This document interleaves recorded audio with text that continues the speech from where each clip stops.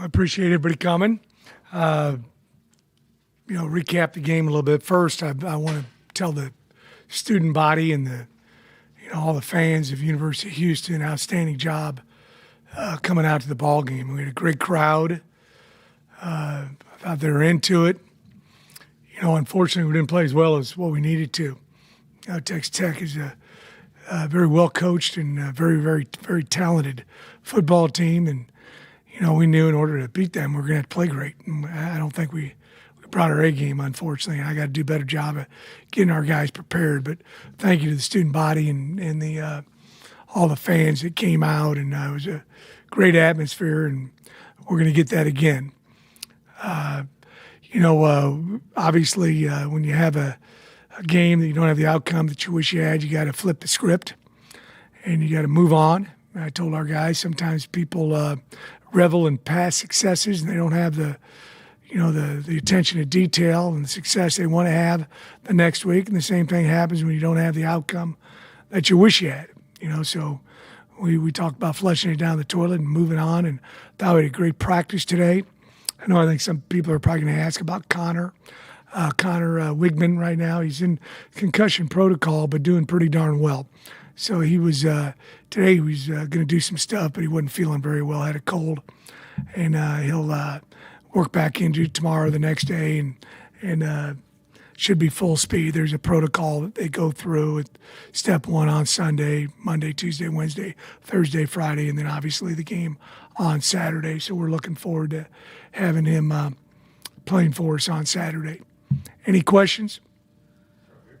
Well, Willie, you sort of answered the first question, but just off of I just had a wild guess. That might be off of that. Through the protocol, is there something you need, I guess, medically, do you need to see, or do you feel like each day he's got to make progress, feel better, feel good?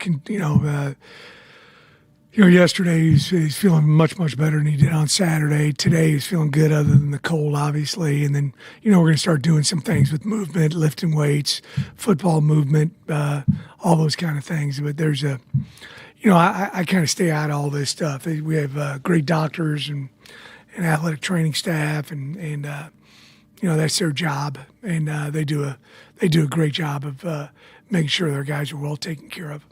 Not to jump too far ahead though, is it your expectation that he'll be able to go Saturday, or is that too soon? Yes, we think we're going to watch every single day, but it seems like everything's trending in the correct direction.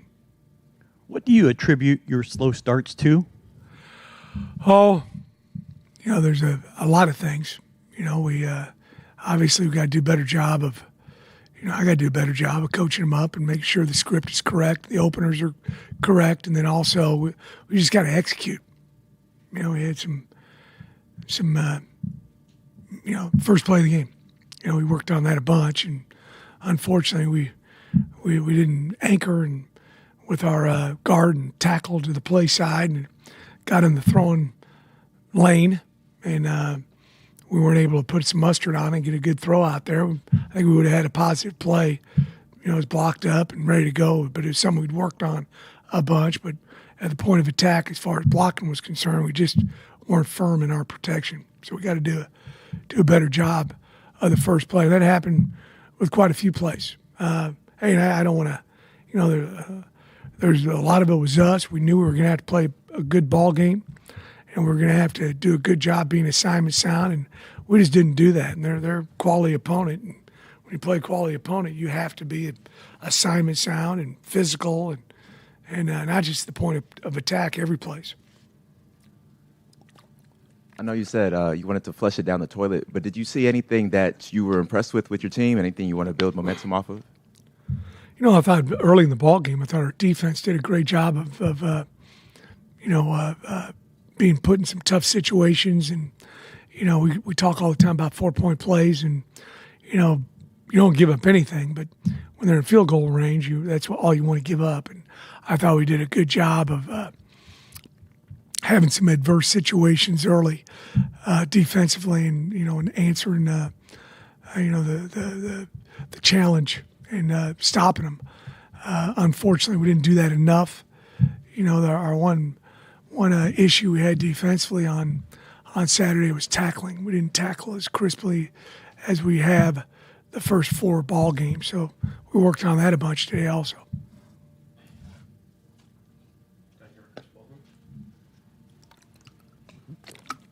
Willie, did you think that tackling, was that not following technique, or was that just? Part of it, you're tackling good players, but more importantly, it was the approach to tackling, throwing too early. When you lead with your head or your hands or both, you're not going to make the tackle. We talk all the time about getting your near foot in the hoop, and attacking the near hip, attacking with your leverage. And we were just a little bit too far away when we initiated our tackling technique.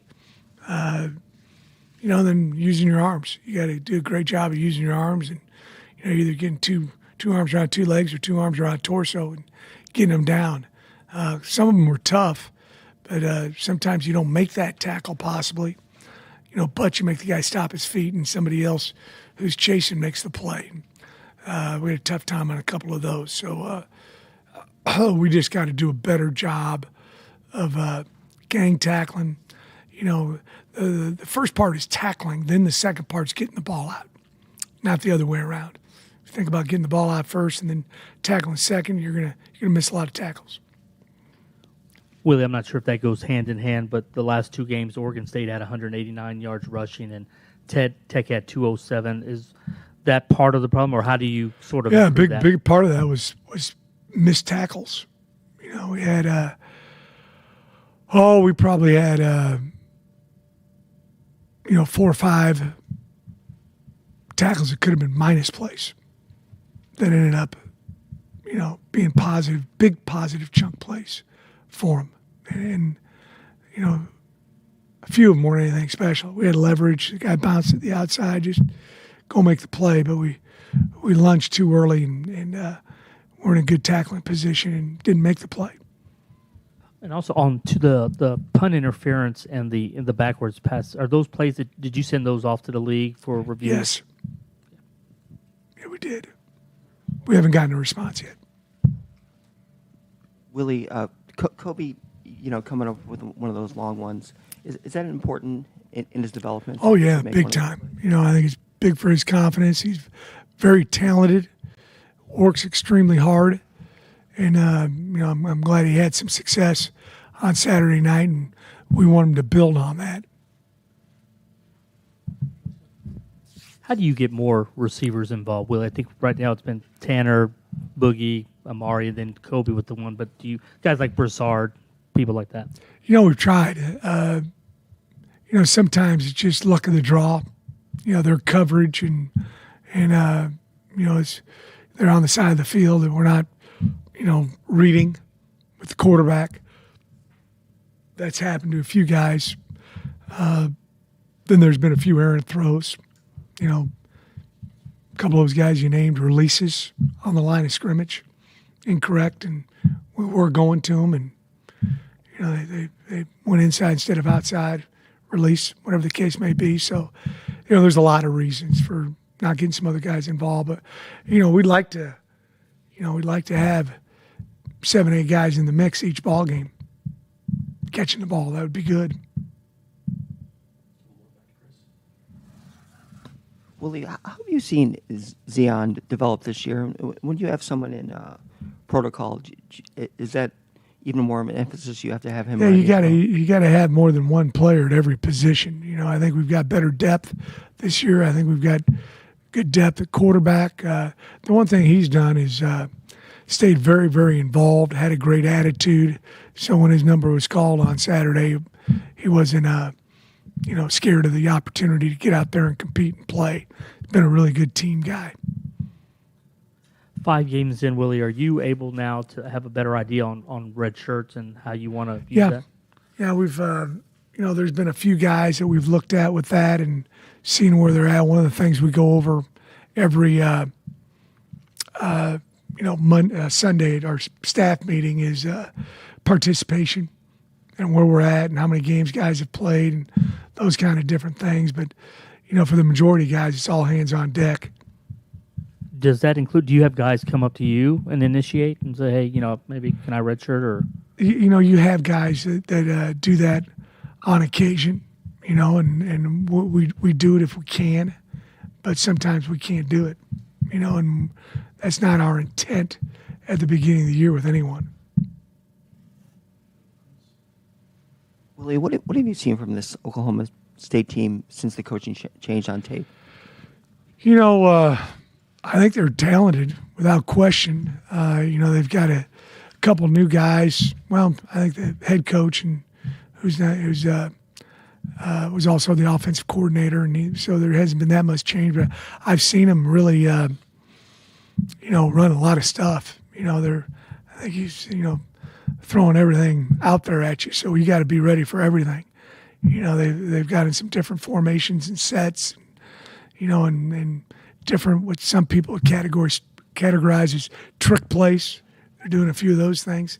They've got a interim defensive coordinator, a new guy, that I'm sure is working through some things as well. But they don't give up a few big plays last week. They're in the game, so we're going to have to play extremely well. We know that every week. I've told our guys we're not going to be able to roll the ball out there and have great success. We got to play our A game, and we're going to need to do that Saturday at 11:02. if I could go back just to double check on something on Connor after you talked to him when we spoke to you Saturday, was the situation a combination of plays and series, or was it on that fourth down that something happened? It was on the fourth down. Yeah. And if my understanding. And if I could follow Willie, how much emphasis or do you look at like on pressure rate, just in terms of what teams do, as far as stats, and do you kind of see? Yeah, that's one of the things in our staff meeting yesterday. One of the things we go over in great detail is how we grade the guys. Technique, fundamentally, stance, alignment. Do they do their assignment correctly? They get a plus minus, effort, something else that we grade. Then we really look through PFF, Pro Football Focus, see how they grade and see how it compares to the way we grade. And part of that also with Pro Football Focus, both sides of the ball, you have pass protection, you have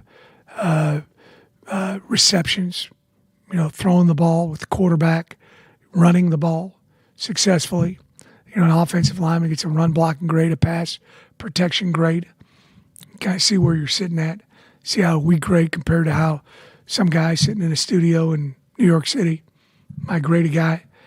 I like doing both because, there's some good stuff with Pro Football Focus and the fact that they're not really grading technique, fundamentals. Did he step correctly, whatever. They're just grading, did he do it right or wrong? That's kind of what it is right there. But, we look at all of that, and then we also look at analytics, and we're looking at each team that we're getting ready to play. What do they do well? What do they not do well? What are we doing well? What are we not doing well? Then you kind of devise your game plan off of that. So when you saw what you have on your side, and then you obviously see what they put out, and you saw the number this week, I think it was like 65% of they said pressure. It doesn't seem like Connor holds the ball a lot. So is it Yeah, there's some times where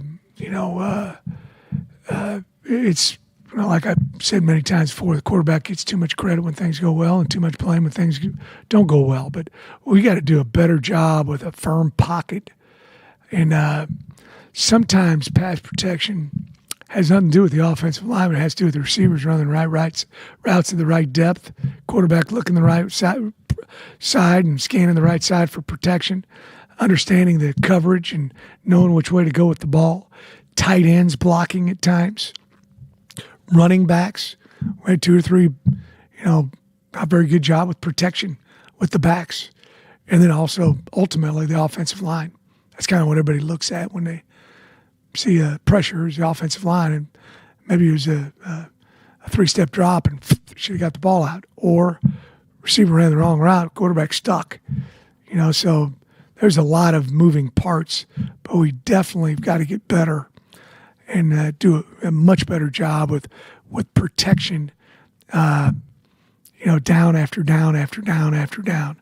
Very, very important. We want to be able to throw the ball successfully, and that helps everybody when the offensive line, the receivers, the running backs, the tight ends, the quarterback, everybody's on the same page, and they don't seem to have as much issues and problems with it. You've had 3 home games so far this season, and then 2 away, but one of them was a real Right away down game. the street. Yeah, exactly. And then we had one that was a real away game in Oregon State. That was a what low are one. some of the Yeah, points? that's about as different of 2 away games as you can get. Driving over to Rice and flying 4 hours out there, and then driving an hour and 20 minutes over to where you're playing at. I hadn't thought of that. That's why I'm curious. What are some of the points of emphasis with another away game in a different state? Well, we try to have our routine be the same each week, right? So we're leaving on Friday afternoon. One of the good things about here at the University of Houston, we don't have class on Fridays, so we're able to sleep in with the guys on Friday.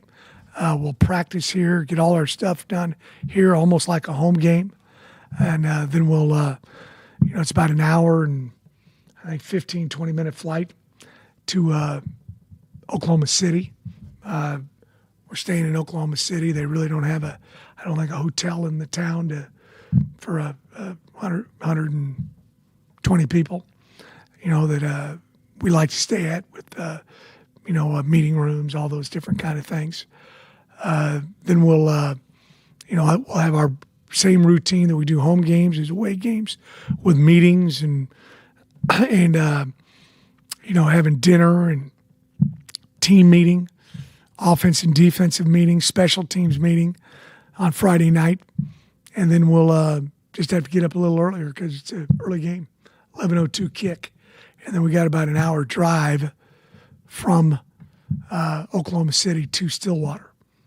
So we try to make home and away games as much the same as we possibly can, with obviously the exception of travel.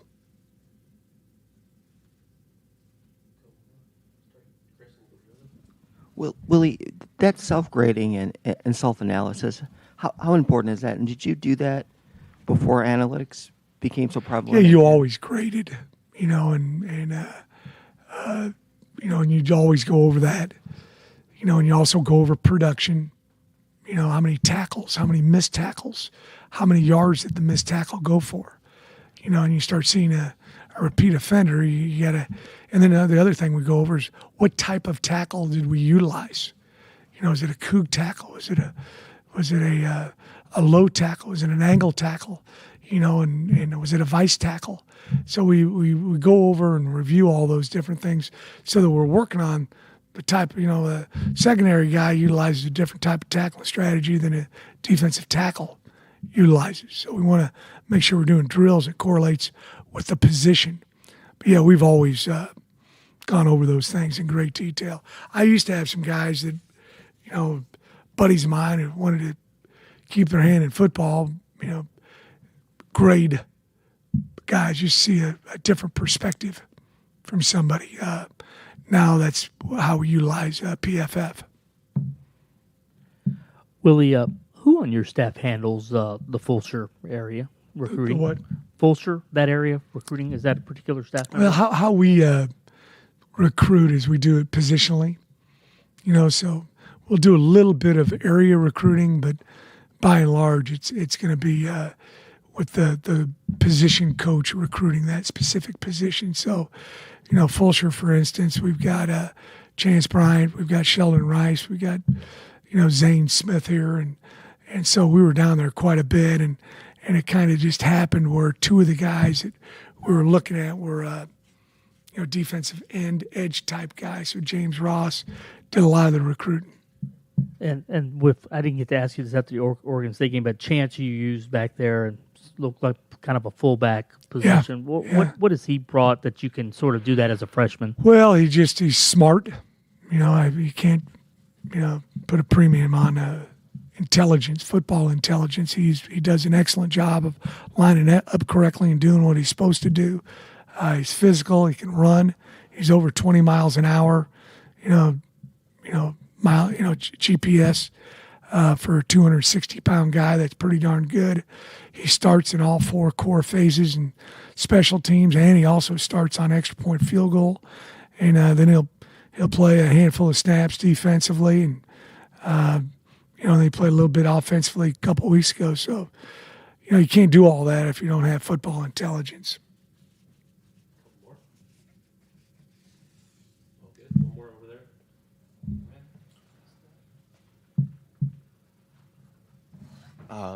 I'm curious because I know as a fan or just being on the sidelines, when you have a really good field goal kicker, there's a lot of security, I'll say, in the stands. For you as a coach, how do you feel knowing Ethan Sanchez has been proving himself a lot this past season? Yeah, that's one of the reasons why we got him. He was a excellent field goal kicker at his last institution, and yeah, that's something great when you get into a situation, where you feel good about your field goal kicker going out there. But the same thing we talked about it defensively earlier. We want to get touchdowns instead of field goals if at all possible. But it's great to know that you got a guy that can, get you 3 points. So he's done a very good job. Did you get the lead in a movie? What's that? Did you get the lead in a movie? No, we're having a TNT who is big with the Big 12, and they're going to do stuff with us this week. And you know me, I like attention. All right. Thanks, everybody. Thank you all.